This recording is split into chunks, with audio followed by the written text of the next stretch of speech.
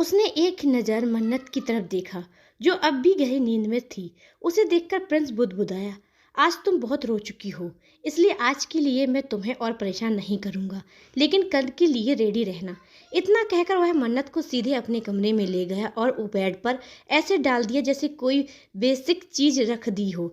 मन्नत इतनी थकी हुई थी कि उसे कुछ महसूस ही नहीं हुआ। वह बस कंबल में लिपटकर सोती रही। प्रिंस ने अपनी ओवर लेदर कोट उतारकर सोफे पर फेंक दी और स्लीपर उतारते हुए कमरे से बाहर निकल गया। उधर मन्नत के कमरे में नैना और दो अनजान आदमी खड़े थे। नैना का चेहरा गुस्से से लाल था। तभी उन दो आदमियों में से एक ने गुस्से के साथ कहा, तूने कल भी बेवकूफ़ बनाया और आज भी। तुझे लगता है हम तेरे नौकर हैं जो हर बार तेरे कहने पर चले आएंगे? नैना ने माथा पकड़ा।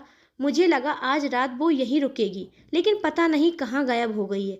समझ नहीं आया। उनकी बात अभी पूरी भी नहीं हुई थी कि तभी गेट पर जोर की आवाज़ आई, लेकिन मुझे पता है वो कहाँ है। इस भारी आवाज़ ने सबकी सांसें रोक दी। नैना जैसे ही गेट की ओर देखा, उसके चेहरे से हवाइयाँ उड़ गई। सामने प्रिंस खड़ा था। वो यहाँ क्या कर रहा है? इतनी रात को मन्नत के कमरे में क्यों आया है? नैना के दिमाग में सवालों की झड़ी लग गई। वो घबराई, लेकिन अगले ही पल उसका चेहरा बदल गया। अरे, मैं ये क्यों भूल गई कि प्रिंस तो मन्नत से नफरत करता है। उसे तो मन्नत से कोई मतलब ही नहीं। शायद वो मेरा साथ दे। उसने खुद को शांत किया और मुस्कुराकर बोली, प्रिंस तुम्हें देखकर बहुत अच्छा लगा। मैं तो कब से तरस रही थी तुम्हें देखने के लिए। अब जब तुम सामने हो तो मुझे बहुत सुकून मिल रहा है। वो धीरे धीरे उसके पास आई, लेकिन प्रिंस चुपचाप खड़ा रहा। उसकी नज़र उन दोनों आदमियों पर थी।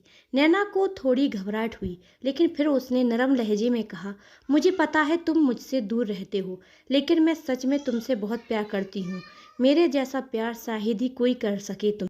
इतना कहकर वह फिर प्रिंस के पास बढ़ी और उसे गले लगाने की कोशिश करने लगी, लेकिन प्रिंस एक कदम पीछे ले लिया। प्रिंस ने हाथ दिखाकर नैना को रोकते हुए सर्द लहजे में कहा, यह दो आदमी कौन है तुम्हारे साथ? नैना मुस्कुरा दी, ओहो, मैं तुम्हें बताना भूल गई थी। दरअसल मैंने एक प्लान किया था। कैसा प्लान? प्रिंस ने अपनी भौहें चढ़ा ली।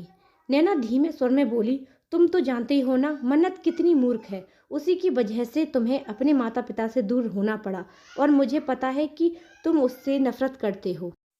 मैं तुमसे प्यार करती हूँ और इसी वजह से मैंने ये प्लान बनाया था। इन दोनों लोगों को आज इसलिए बुलाया था ताकि मन्नत को डराया जा सके। हम उसका एक वीडियो बनाते हैं जिसमें उसे हमेशा ब्लैकमेल कर सके। वो डर कर तुम्हारी फैमिली से दूर चली जाती है और फिर हम साथ होते हैं। प्रिंस उसकी बातें सुनकर कुछ पल शांत रहा और फिर मुस्कुराया, वाह क्या प्लान है। नैना की आंखों में चमक आ गई। पता था तुम्हें समझ में आएगा। बस अब मन्नत को ढूंढना बाकी है। वो आज भी कहीं गायब है। प्रिंस उसकी ओर झुककर बोला, मुझे पता है वो कहाँ है। अचानक कमरे में दो गोलियों की आवाज़ गूंजी। नैना डर के मारे कांपने लगी। दोनों अजनबी आदमी जमीन पर गिर पड़ चुके थे।